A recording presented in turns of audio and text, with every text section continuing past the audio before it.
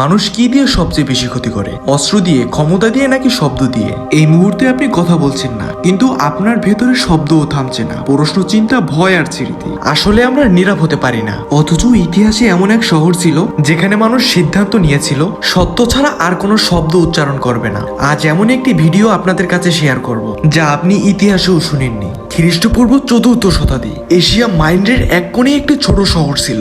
বড় কোনো সাম্রাজ্য নয়, বিশাল সেনাবাহিনী নয়, ইতিহাসের মানচিত্রে প্রায় অদৃশ্য। গ্রিক দার্শনিকরা একে ডাকতো নীরব শহর, দ্য সাইলেন্ট প্লেস। এখানে নীরবতা ছিল দুর্বলতার প্রতীক, নীরবতা ছিল মানুষের উপর মানুষের শেষ নিয়ন্ত্রণ।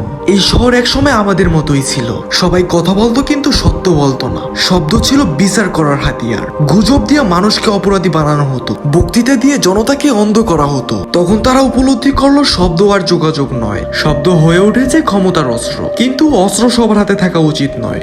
নেক্সট পার্ট পেতে হলে কমেন্টে বলো আর সাবস্ক্রাইব করতে ভুলবে না।